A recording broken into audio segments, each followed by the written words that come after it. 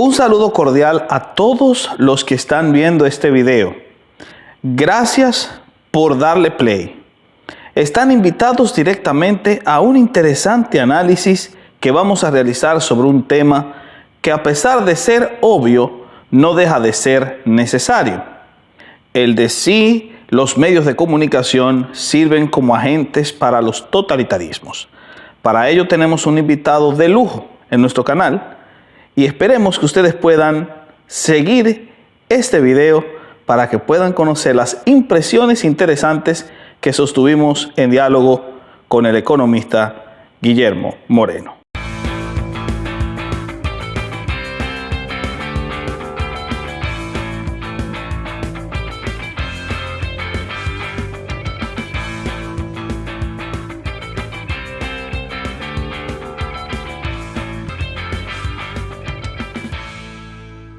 En nuestros días, un ciudadano a quien se oprime no tiene más que un medio para defenderse, y es dirigirse a la nación entera, y si se mantiene sorda, al género humano. No tiene más que un medio para hacerlo, y consiste en la prensa. La prensa es por excelencia el instrumento democrático de la libertad. Así se expresaba Alexis de Tocqueville cuando describía la democracia americana en 1835, tras haber residido en los Estados Unidos poco más de un año.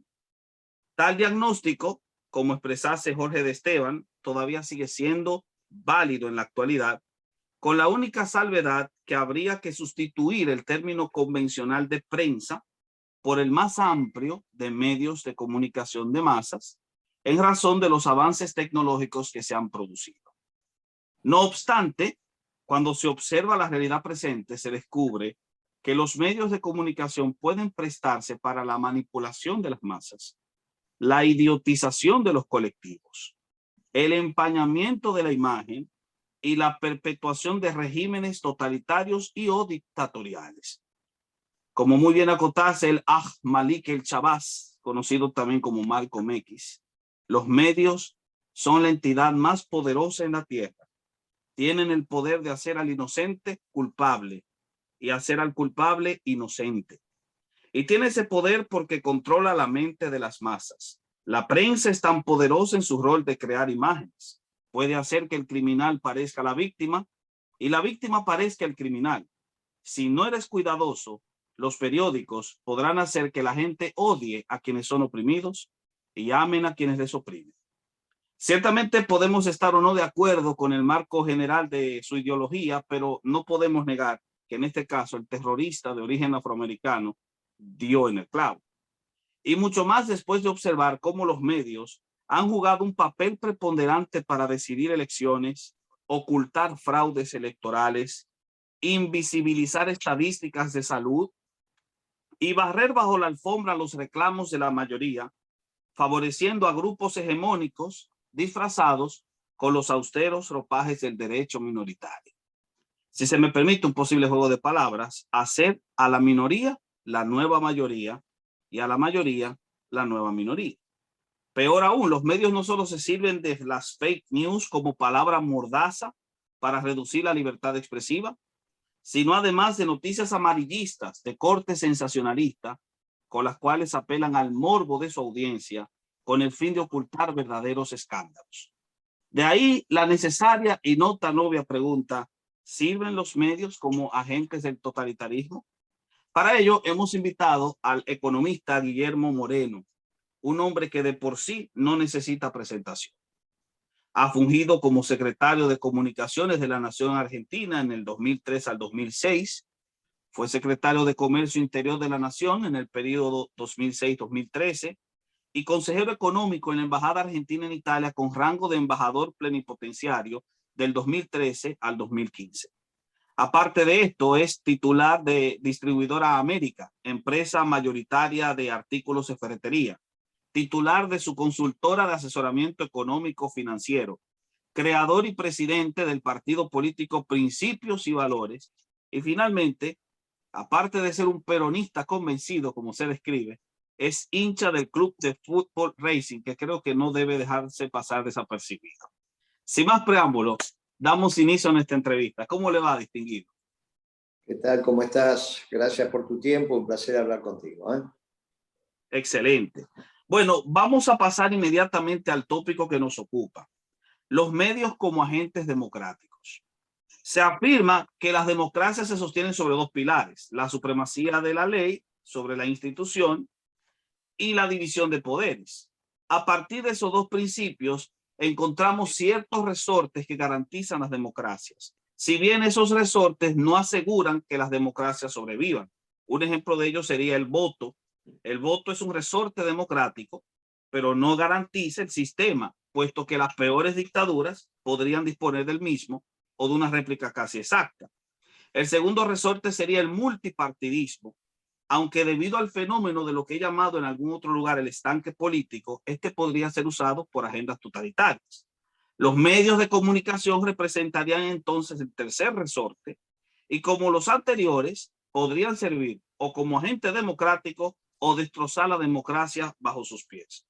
Como bien expresa Jorge de Esteban, los medios de comunicación, y en especial la prensa diaria, la radio, la televisión, las redes sociales, aparecen teóricamente en nuestras sociedades democráticas modernas como el último reducto de la libertad de los ciudadanos. Y sin embargo, el poder político podría servirse de los mismos para perpetuarse a sí mismo. De ahí que al hablar de medios y democracia, tengamos que apreciar una fina línea que ambos violentarían en su interrelación, y al hacerse así, fácilmente ocurre una mutación hacia el totalitarismo. En otras palabras, en los medios vemos dos caras, como el rostro doble del dios romano Jano, y este janismo sería la clave para entender cómo es posible que los medios puedan encajar con la advertencia que ya nos acotó Malcolm X. Así que voy a preguntar, ¿considera usted que los medios de comunicación tienen dos caras? Mire, en realidad deberíamos, de la extensa pregunta que usted hizo y que si bien termina con una afirmación en tono de pregunta contundente, quiero rescatar dos conceptos: el concepto de la libertad y el concepto de la democracia. Mi iglesia, en la que yo participo, y participo semanalmente, yo soy católico, soy hombre de misa semanal, para nada democrática. La elección del heredero de Pedro la hace un grupo, X cantidad de miembros, y eligen hasta la muerte o renuncia del que va a administrar la iglesia, administrar con poder absoluto. De hecho, su santidad, en este caso Francisco, en la terminología suya sería poder legislativo, poder ejecutivo y poder judicial. Manda hace las leyes, mete preso en el caso de violentar las leyes y lo juzga. Todo él. Sin embargo, nadie cuestiona la administración de la iglesia desde ahí, desde el criterio de administración. Es cierto que la democracia es el mejor sistema que hemos encontrado para resolver los diferendos, porque no hay voto de fe, no hay voto de obediencia. Pero convengamos que, como el amor, hay que recrearlo todos los días. Entonces, ¿aceptamos la convivencia democrática? La aceptamos. ¿Está bien? Está bien. Pero he puesto un caso, podría poner el Partido Comunista Chino también como otro caso donde está bien. Y no hay ningún problema en que empresas muy importantes a nivel internacional invierten en China. Con lo cual entramos en el segundo concepto, que es el concepto de las leyes. Bueno, digamos, la división de poderes en China es más o menos. Nadie va a pensar que hay un poder judicial independiente, sería hasta absurdo con la misma conceptualización del Partido Comunista. Sin embargo, las empresas van, invierten, producen, comercializan, al menos hasta esta semana. Digamos, lo que va a pasar la semana que viene no lo sé, porque el mundo está extremadamente cambiante y en tensión. Entre otras cosas, Trump, cuando administra a los Estados Unidos allá en el 17, tiene mucho que ver con este cambio de paradigmas en el mundo. Y básicamente me parece que le hizo bien el fenómeno Trump a los Estados Unidos y al pueblo en general. Quizás no le hizo bien a algunas corporaciones, pero al resto le hizo bien. Humildemente, evaluando con la información que tengo desde el cono sur de Hispanoamérica, donde quedó la tasa de desocupación, cómo venía creciendo el salario real, venía creciendo la producción, en fin. Y también destruyó un mundo que era muy injusto. Vamos a ver el que se construye si es un mundo justo. Quizás no lo sea, pero al menos el mundo global, el surgido de la caída del muro de Berlín, que era absolutamente injusto, ese mundo se terminó. Y estamos a la víspera de la construcción incluso de otras instituciones globales que reemplacen a las existentes. Pasamos por la democracia, pasamos por la justicia, nos queda la libertad. Humildemente lo que creo que así como el Creador te da el don de la vida y el don de la muerte, también te da el don de la libertad. El don de la libertad y el libre albedrío no es una construcción social. El don de la libertad es un don porque viene dado por el Creador. Después lo podés utilizar mejor o peor, lo podés cultivar o podés transitar hacia una sociedad donde se cohíba la libertad. Ahora, inmediatamente que aceptamos que la libertad es un don del Creador, nos preguntamos, y todos los hombres nacen libres y tienen que prohijar y buscar la libertad, nos preguntamos si aquellas decisiones que tomamos en aras de nuestra supervivencia material, alquilar nuestra casa, comprar nuestra casa, nuestro auto, educar a nuestros hijos y bla, bla, bla, bla, son decisiones de hombres libres. O están sometidas a los incentivos que la economía dicta para que vayas en tal dirección. Esta es una discusión muy interesante que en el plano económico se tiene con lo que ahora se llama libertarios o con los liberales. Mirá, el perro de Pavlov, el de la campanita, también tenía libertad de ir a comer. Y podía resistirse a esa libertad, a esa posibilidad de ir a comer y resistirse y no ir a comer, pero se iba a morir. O sea, si cuando él le tocaba la campanita no iba a comer de manera libre porque él iba a comer, después se moría. La pregunta es si para garantizar la verdadera libertad no tiene que haber una sociedad justa, donde el hombre verdaderamente libre tenga resuelta su base material. Esto es, con su trabajo, porque te ganarás el pan con el sudor de tu frente, tener resuelto la base, por eso hablamos de la base, que te permita sustentar tu familia, educar a tus hijos, tomarte tus vacaciones, comprarte tu auto, comprarte tu casa a lo largo de tu ciclo productivo. De los 30, 35, 40 años que tiene que trabajar el hombre como mínimo. Hombre, mujer o lo que fuera. Bien. Este es un debate porque los liberales y los libertarios ven solo el vector de la libertad desde el punto de vista económico. Y bueno, pero no alcanza. El hombre no es solamente un hombre en la economía. es un hombre de la cultura con todo lo que eso significa. Quizás el hombre que tiene garantizada su base material, con su trabajo, sea verdaderamente libre para tocar el violín todo el día y ser el mejor violinista del mundo. Y ese es un hombre verdaderamente libre. Pero para eso tiene que tener un nivel de ingreso por su trabajo que le garantice lo necesario. Claro, a veces el sistema no te lo garantiza.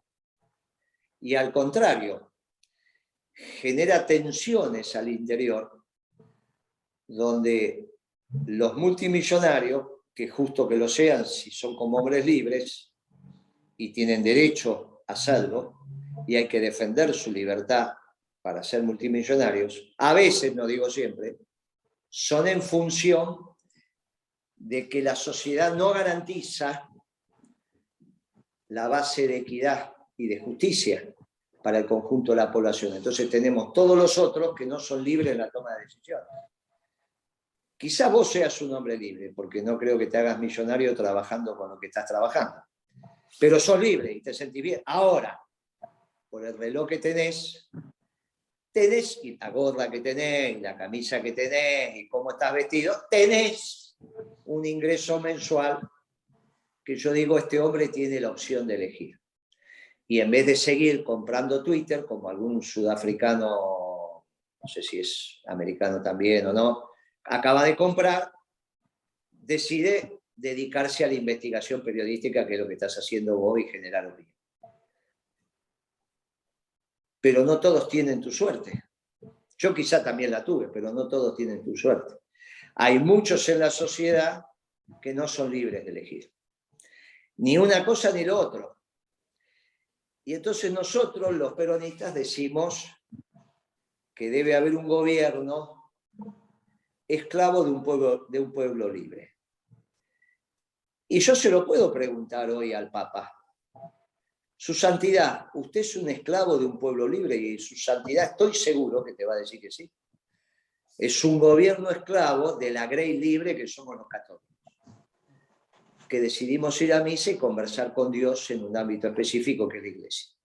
Una vez por semana, todos los días, y tus rezos diarios, semanal, lo que fuera. En distintos diálogos que tenés. Con lo cual, somos hombres libres en la administración de una iglesia que fue elegida de una manera no democrática, pero no es problema, porque hay una legitimidad de representación. ¿Por qué digo esto? No porque no estoy de acuerdo con el sistema democrático, damos la vida por el sistema democrático. Digo, se tienen que dar una serie de situaciones. Yo diría, el presidente de El Salvador, que ganó por elecciones, que es un hombre joven, decidió amenazar públicamente a los presos que él tiene, de una sociedad muy violenta, muy complicada, muy complicada. La sociedad de El Salvador está muy complicada. No hay duda que está muy complicada con el delito, con esas bandas que se llaman marras.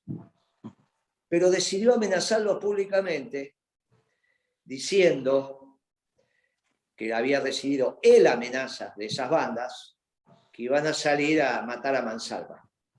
Entonces él dijo, por cada uno de los ciudadanos que maten, yo los voy a dejar sin comer. Como si al perro de Pavlov lo dejara sin comida. Es obvio que si a gente presa la deja sin comida, se van a terminar muriendo. Está bien lo que hizo el presidente de El Salvador. Y algunos muchachos dicen, sí, ojo por ojo, diente por diente, bla, bla, bla, bla, bla. Y parecería ser que demuestra una tenacidad, una guapesa que al menos en Hispanoamérica no se conoce. Y se transforma en un símbolo. Mirá lo que hay que hacer. La prensa en esto juega en los dos lados. Juega en la prensa que dice que sí, y que es lo que en México, en la Argentina, diríamos, un presidente guapo. No guapo de lindo, sino un guapo porque... Bravo. Bravo. Bravo. Y hay otra prensa que se horroriza. Yo pondría ahí las dos caras de la prensa, porque la otra prensa, la que vos efectivamente hiciste la pregunta, tiene la necesidad de la subsistencia como negocio. Y ahí reviste sus intereses.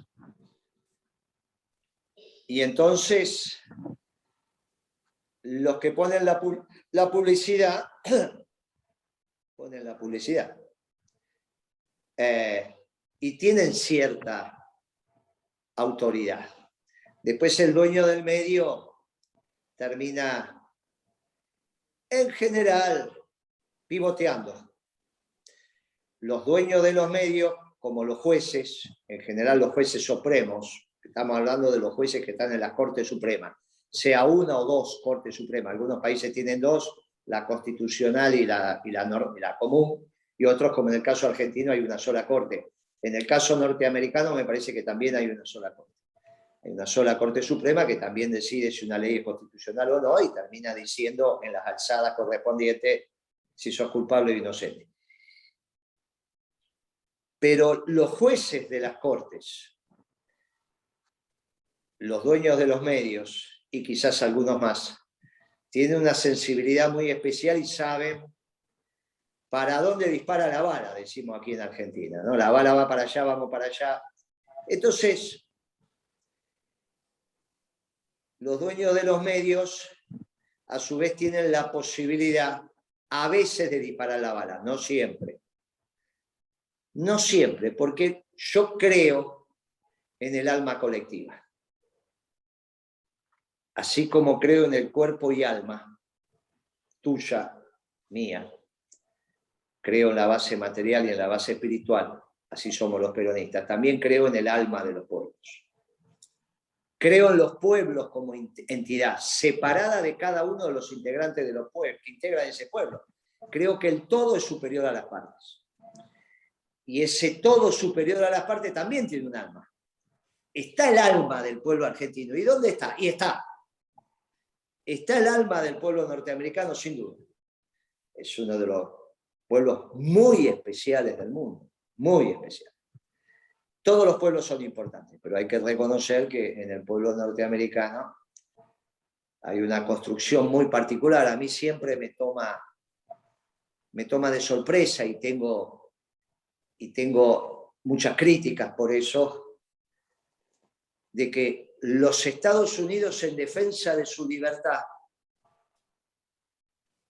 no sé si hay otro antecedente de estos, salvo los ingleses, pero los ingleses en un tamaño muy menor, construyeron dos infanterías. No sé si esto que voy a decir es la evaluación que hacemos nosotros de la Argentina, ¿no? Tienen 5 fuerzas armadas. Y 2 se repiten, porque de la costa oeste es una infantería, pero de marina, porque como no son frontera, tienen que ser transportadas. Y después tienen una infantería para hacer el combate en territorios, que son transportados de otra manera, y a eso lo llaman ejército. Y que si tienen que hacer algún movimiento en las fronteras, lo hacen con el ejército, como lo hicieron en su momento con Canadá, o lo hicieron con México. Pero para el otro lado, pero eso da una estabilidad extraordinaria al sistema político norteamericano. Porque si quieren dar un golpe de Estado, se tienen que poner de acuerdo las dos infanterías, porque no das un golpe de Estado con la Marina. Con la Marina vos podés destruir. Con la Fuerza Aérea podés destruir, pero no podés ocupar. Y no hay gobierno que no ocupe. Entonces los norteamericanos hicieron 2 infanterías. Y de esa manera ningún general se le ocurre, salvo en las películas, dar un golpe de Estado. Cosa que es muy común del Río Bravo para abajo. ¿Está bien? Vos fíjate qué interesante. Hay una infantería en el este y hay una infantería en el oeste. Y vos tenés que poner de acuerdo a 2 generales. Y ahí tenés que poner de acuerdo quién va a mandar. Acá cada vez que en Argentina hubo un golpe de Estado, mandaba el general del ejército, la marina y la aeronáutica acompañaban. Y entonces cuando el general administraba su generalato y era llevado al golpe, él podía mandar. En Estados Unidos son dos estructuras distintas y en el medio, o por ahí, no tanto en el medio geográficamente, pero ahí está Washington, donde no hay tantos militares. Pero no conforme con eso, no tienen ningún problema en que el pueblo esté armado. Al estilo suizo, al estilo israelí.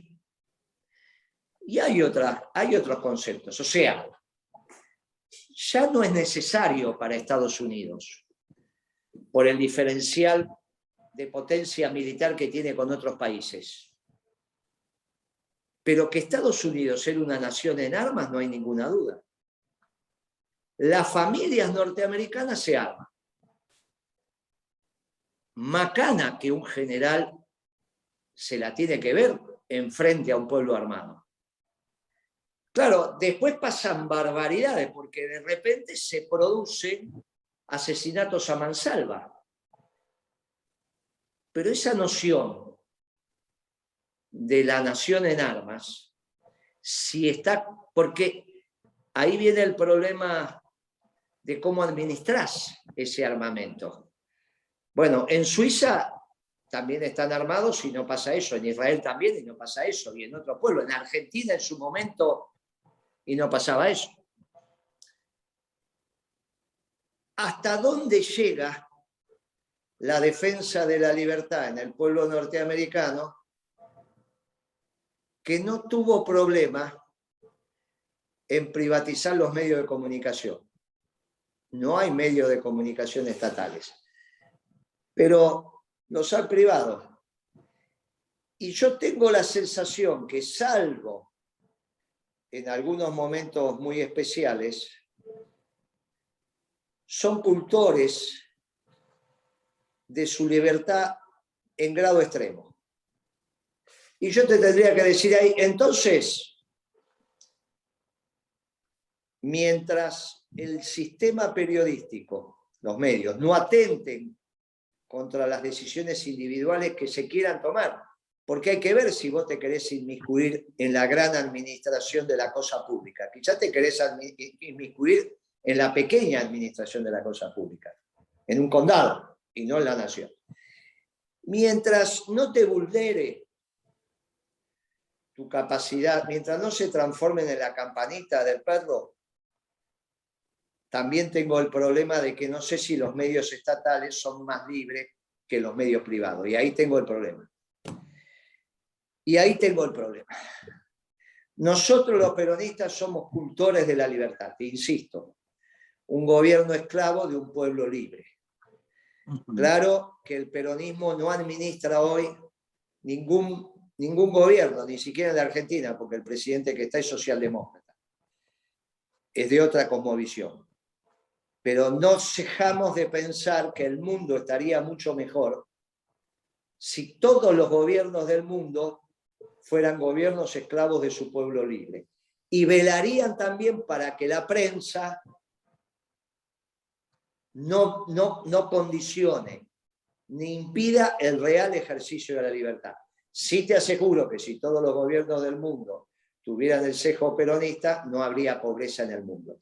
Y si no hay pobreza en el mundo, avanzamos muchísimo en el grado de libertad, porque teniendo garantizada tu base material, sos libre para la toma de decisiones. Un poco larga la respuesta, pero también fue larga la pregunta. No, y muy atinada, debo decir, por cierto, que de hecho genera una serie de inquietudes que están insertas dentro de esa explicación. Como por ejemplo, sabiendo que los medios de comunicación tienen el poder de activar eso que Ortega y Gasset llamaba la revolución de las masas y que tienen cierto impacto político, habría que preguntarse si realmente los medios de comunicación garantizan la democracia. ¿Qué usted opina? Si no la garantizan, el gobierno esclavo de un pueblo libre tiene que velar por ello. Ahora, tiene que ser un gobierno esclavo de un pueblo libre. Porque si es un gobierno esclavo de sí mismo que esclaviza, yo no tengo duda que en China no hay prensa libre. No tengo duda ninguna. Ahora, yo he vivido la Argentina. En eso tengo una ventaja, creo, sobre usted. Porque yo he vivido dictaduras. No creo que usted haya vivido dictaduras por la edad que tiene. No lo creo. No sé, usted me dirá. Pero yo he vivido dictaduras y he vivido democracias. Y es infinitamente distinto vivir en esta democracia que en una dictadura. Aunque esta democracia no sea de un gobierno esclavo para un pueblo libre. Y quizás un gobierno esclavo de un pueblo libre sea tan libre el pueblo que sea indistinto cómo se elige el gobierno. Si es en asambleas populares, si es a través del voto secreto obligatorio, del voto secreto pero que no sea obligatorio, o que ni siquiera sea obligatorio y no sea secreto. No lo sé. No puedo yo afirmar que una democracia participativa sea de categoría inferior a una democracia como la que estamos acostumbrados, o que haya otro método decisional y el pueblo legitime periodo a periodo al gobierno que toma decisiones. Que ese es el verdadero poder, es el poder de la legitimación. Mire, no lo sé, estoy abierto, sí sé que tiene que ser un gobierno esclavo de un pueblo libre, y eso sí que es un hecho relevante. Si hay un gobierno esclavo de un pueblo libre, la prensa va en esa dirección, porque tiene que estar garantizada que va en esa dirección. Hoy me parece que estamos en un problema donde a veces la forma es más que el fondo. Por eso hice mención al presidente salvadoreño. Si finalmente se empiezan él cumple con su promesa y los presos se mueren de hambre, ¿seguirá siendo un gobierno legítimo? A pesar de que fue democráticamente elegido. Porque el problema de matar a los presos de hambre es el problema de que inhibe la posibilidad del perdón. Inhibe la posibilidad de que el hombre remedie la falta cometida. Por eso también es un problema la pena de muerte. Porque no hay posibilidad de remediar. Una vez que lo mataste, lo mataste. Puede decirle un juez que hay que matarlo, pero lo matan. Y le negan la posibilidad de remediar su daño. Siempre el hombre tiene que tener la posibilidad de remediar. Quizás sea cadena perpetua la manera de remediar, pero el hombre siempre tiene que tener la posibilidad del perdón. La muerte violenta por un hecho del derecho positivo no permite la remediación. Bueno, si yo voy a matar de hambre a los que están presos, y es un problema, que es el mismo dilema, por eso un dilema, si es válida la tortura, para obtener una información que quizás salve. Hay una película norteamericana sobre la tortura y alguien que había puesto bombas atómicas, una película muy tonta, pero muy profunda. Toman prisionero, hay bombas atómicas puestas en distintas ciudades de Estados Unidos, lo hicieron los norteamericanos. Y logran dar con el hombre que las puso, pero les puso el tiempo suficiente para que explote. Y bueno, esto es una película muy tonta, no vale la pena ni mirarla, pero imagínense. Bueno, es un problema, esa película la vi hace muchísimos años, en esas películas tontas que uno busca cuando hace... Pero me interesó la temática y dije, caramba, mirá si vos y yo tenemos que tomar esa decisión. Tenés al hombre que las puso, pero no sabés a dónde y va pasando el tiempo. Al hombre lo tenés, no es que lo tenés que buscar. Porque así empieza la película, por eso me atrapó. Porque estaban las bombas puestas y atrapadas el hombre que las puso. Así empieza. Dije, ¿y ahora qué van a hacer? Se terminó la película. Miré 2 minutos más y dije, caramba, qué película. Bueno, lo mismo pasa con las penas. Por eso me llamó tanta la atención el discurso del presidente de El Salvador, que es un muchacho joven, ¿eh? Al margen de si aceptó el Bitcoin como moneda de curso legal, al margen de eso, estamos en una situación más. Porque generó mucho debate, ¿eh? Está muy bien lo que hace el presidente de El Salvador. Y en una primera mirada, después hay una mirada más profunda, más reflexiva, donde el hombre que va a tomar decisiones se despoja del poder. Por ejemplo, su santidad Francisco toma decisiones porque tiene la suma del poder, o será verdaderamente esclavo de hombres libres. Y quizá que sí. Claro, entonces el método de elección, claro, para llegar a ese nivel de toma de decisiones, vos tenés que estar despojado del poder. No tiene que ser el poder el que te lleve, el poder personal. Ahora, ¿cómo haces sin el poder personal para ser presidente? Si el poder es personal y el poder ejecutivo es personal, es unipersonal. Y en Estados Unidos también es unipersonal. El vicepresidente reemplaza al presidente, pero mientras está el presidente, los códigos de las bombas y de los misiles lo tiene el presidente.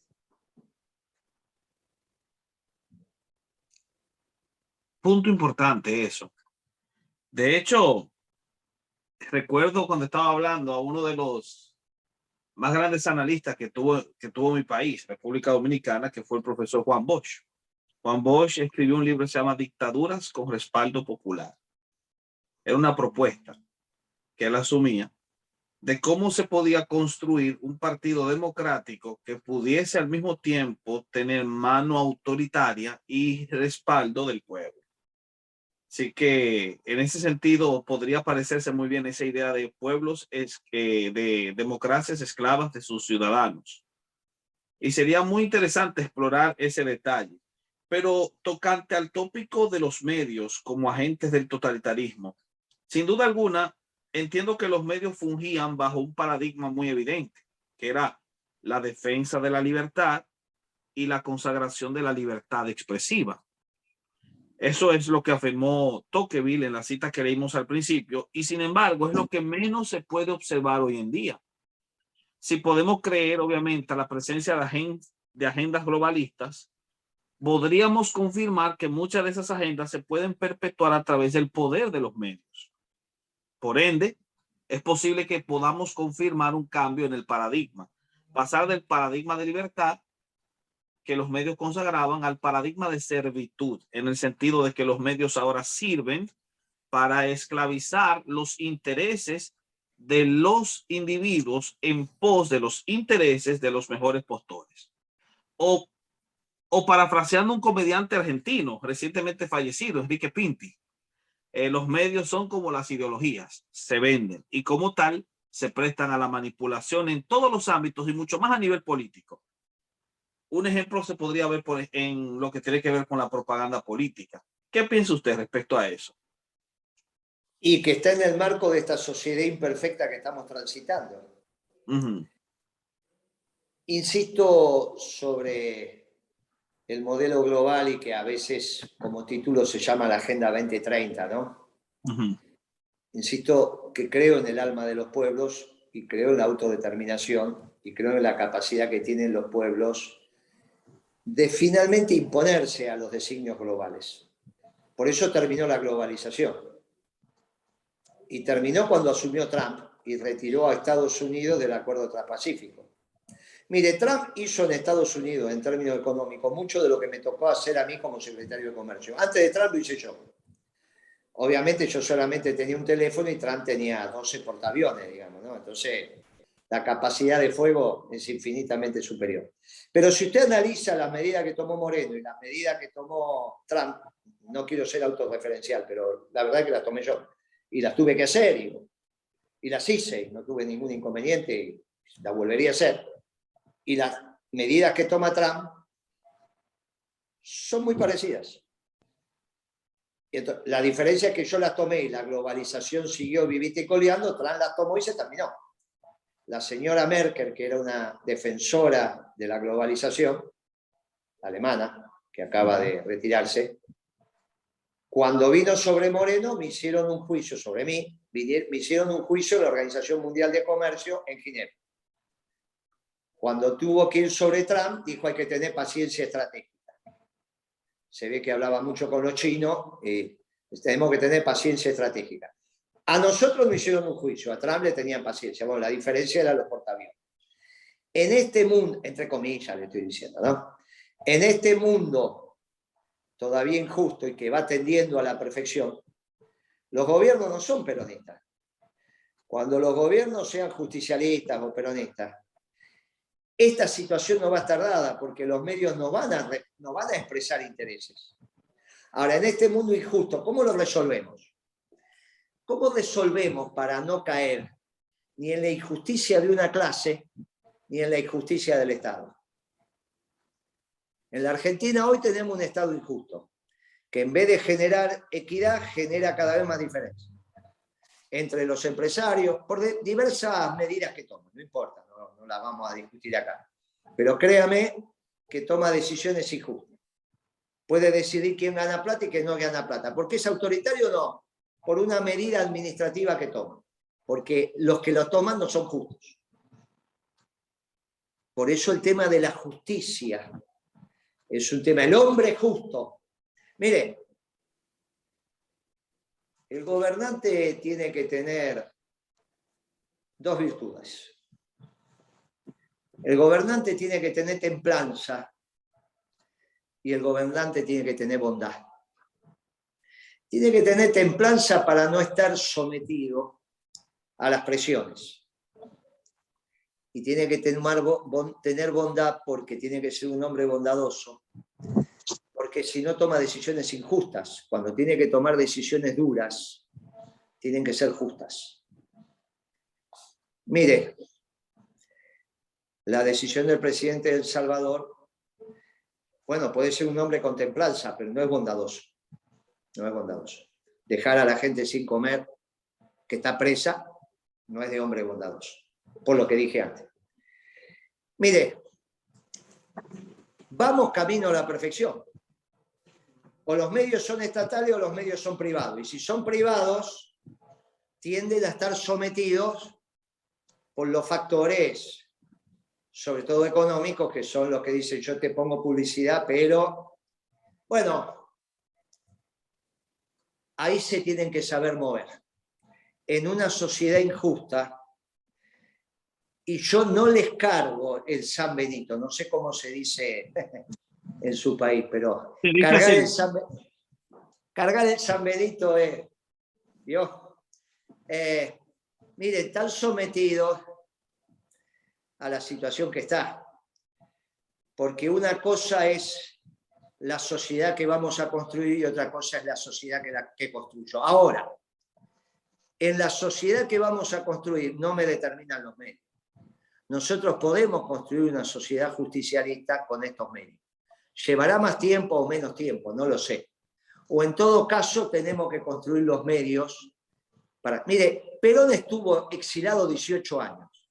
Lo sacaron con un golpe militar y otra dictadura militar dio elecciones. 18 años después. Y ganó con el 50% de los votos y después, cuando se presentó él, con el 63%. Todo lo que dijeron los medios durante 18 años, porque había sido un gobierno bondadoso y de la bondad del pueblo no se olvida. Mire, usted puede repartir viviendas que se la dan a usted y ya su hijo no sabe por qué tiene la vivienda. Cuando usted en vez de entregar una vivienda, entrega un hogar, no una vivienda, un hogar, el tataranieto se sigue acordando quién le brindó el hogar. Porque hay una diferencia abismal entre vivienda y hogar. En la Argentina se llama, la diferencia son los aromas. No sé cómo es en su país. Pero los aromas son lo que hace que una vivienda se transforme en hogar. El peronismo en algún momento entregó hogares. La famosa Eva Perón, que usted habrá escuchado hablar. Por supuesto. Y después hay un montón de funcionarios peronistas que entregaron viviendas. Nadie se acuerda. Y claro, porque esos funcionarios no tuvieron la bondad de Eva. Por eso el hombre, la mujer, tiene que tener templanza y bondad. Si usted es un gobernante bondadoso y alguien no tiene viviendas, si el Estado las hace y se las da, pero con bondad, no se olvidan más, pero porque le da un hogar. Usted hace vivienda, pero cuando le da la llave, le entrega un hogar, porque ya se los entrega con los aromas que usted mismo irradia, aunque sea un acto público y nunca haya entrado a esa vivienda. Buen punto, excelente. Me llama la atención la referencia que hace de Donald Trump. Decía C.S. Lewis, un gran analista y apologista cristiano, que la propaganda política fue diseñada para que el ciudadano no piense su voto. Esto abre la oportunidad para que hablemos de los medios como creadores de espejismos y filtradores de la verdad. Voy a mencionar un caso clásico que sé que usted puede abundar mucho al respecto y que lo viví en primera persona, como es el de las elecciones 2020 en Estados Unidos. Bajo la consigna de un fraude comprobado, los medios desdibujaron la verdad con el único propósito de favorecer al candidato contrario. Y tras la desmadre del 6 de enero del 2021, en cuya marcha estuve presente y de la que di un recuento posterior en un ensayo que escribí, se descubrió la vil y grotesca manera por la que, y me estoy citando, afearon el rostro de una de las movilizaciones más pacíficas vistas por mis ojos. Sin duda, los medios generalmente construyen un metarrelato que responde a los intereses de las grandes corporaciones periodísticas. Considerando esto, podríamos preguntar, ¿hasta qué punto los medios se convierten en agentes de manipulación? Pero mi amigo, ¿sabe qué pasa? Ustedes los norteamericanos cambiaron, usted digo por usted, no. Claro, Cambiaron el mundo y nosotros estamos agradecidos de la administración Trump. Pero eso lleva su tiempo. Lleva su tiempo. La paciencia de los pueblos nos excede a nosotros. Lo que pasa es que ustedes son muy impulsivos y piensan que es solo Trump. Esperen el proceso. ¿Qué le diría un argentino que empezó a hacer política a los 14 años con su líder en el exilio? Después se le murió. Cuando lo trajeron al país se le murió. Después me tocó siempre, en la mayoría de las veces, estar en la oposición. Perdíamos elecciones, esto. Y ahora ganó uno con una camiseta peronista, pero no con la ideología peronista. Entonces no es peronista. Alberto Fernández. Entonces yo le digo, tengan paciencia. Porque el proceso que inició Trump lo va a exceder a Trump. Yo no sé si Trump gana las próximas elecciones, porque no sé si llega. Ojalá Dios permita que llegue. Si llega, va a ganar. Pero si no, va a ganar el proceso. Y lo que usted vivió en el 2020 no es más que una anécdota en los procesos. Tengan la paciencia de los pueblos.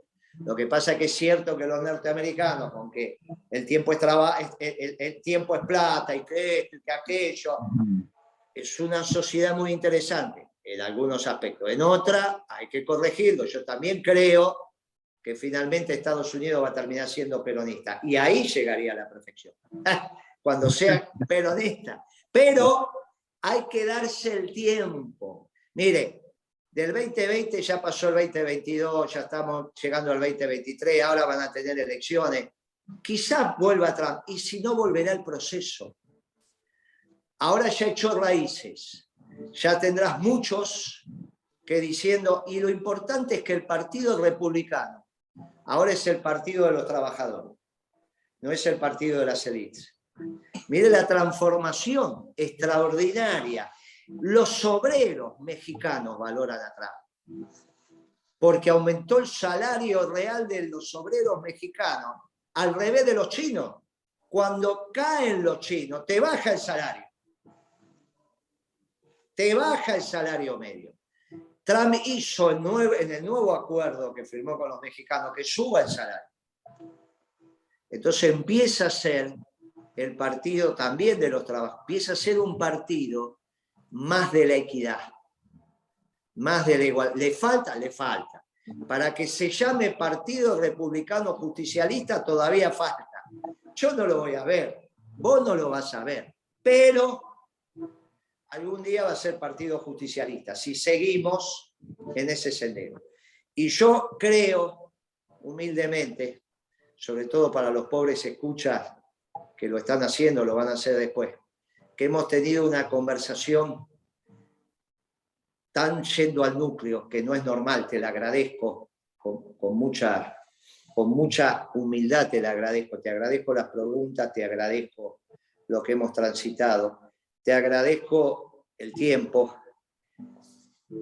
pero creo que hemos reflexionado en un nivel que no es habitual. No es habitual que me haga una pregunta a alguien que participó en esas movilizaciones ciudadanas tan particulares, alguien que haya vivido de adentro lo que pasó el 2020. Yo te cuento mi experiencia. Yo me fui a dormir cuando la CNN dijo que habían ganado. Me fui a dormir significa, me fui a lavar los dientes y me puse el pijama. La televisión fuera de mi habitación todavía prendida. Me preparé para dormir. Dice, ganamos Texas, ganó Trump Texas y no sé cuál más, ahora no me acuerdo.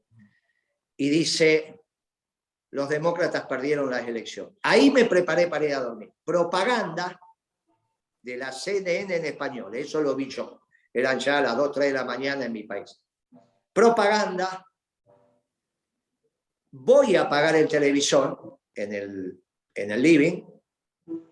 Vuelve el mismo periodista que había dicho la elección la ganaron los republicanos a decirme, no, un momentito, me están avisando que todavía falta, y empezó dije, chao. Perdieron los republicanos. Igual me fui a dormir. Después, a las 2, 3 horas me desperté y habían perdido, sin ninguna duda. Bueno, ese fue mi olfato de haber vivido en países tan inestables en términos... Pero, bueno, ustedes no tenían ese olfato porque no estaban acostumbrados a estas cosas. Dios por algo le habrá puesto este escollo para que se pulan en la paciencia, vayan puliendo la paciencia, vayan siendo menos ansiosos, disfruten la comida, disfruten. No es comer una hamburguesa 3 minutos y sigo, disfruten. Disfruten la familia, disfruten. Quizás hay que modificar eso de que el trabajador de la costa este va al oeste y deja de ver la familia y después disfruten. Algo va penetrando el espíritu hispanoamericano. Apréndanlo. Nosotros tenemos que aprender bastante de algo de ustedes, que tiene que ver con el trabajo, tiene que ver con la productividad, pero vayamos haciendo de estos pueblos mestizos el mestizaje que hace a los pueblos felices, porque finalmente, como dijo su santidad, los pueblos mestizos como los americanos somos de donde salen los atributos nuevos del pensamiento. Los pueblos antiguos piensan, es muy difícil. Los pueblos nuevos, como los nuestros, mestizos, son los que podemos generar nuevos pensamientos. Y también es un gran pueblo mestizo el norteamericano. Bueno, entre lo sajón, lo hispánico, las lenguas que se mezclan, las ansiedades y hacer y el tiempo vale, y la tranquilidad de decir disfrutamos también esto, volver, construir el espíritu del pueblo como tal, el alma. Miren, nos vamos encontrando. Todos los pueblos son necesarios y seguramente los pueblos americanos serán el ejemplo para que los pueblos del mundo avancen en su grado de felicidad. Si no, mire lo que está pasando en Europa hoy. No hay duda que así no se avanza en la felicidad. Bien, construyamos y hagamos una revolución en paz y de amor. Y yo estoy seguro que usted y yo participamos de esa revolución de amor y paz, que es el ideario de un mundo con justicia. Yo le agradezco enormemente el tiempo y quedo a disposición. Y seguramente de esta charla vendrán próximas charlas en las cuales podremos transitar. Seguramente usted, que es una persona joven, con la misma profundidad que hoy, ya estamos dando vuelta al codo. Le agradezco mucho su tiempo.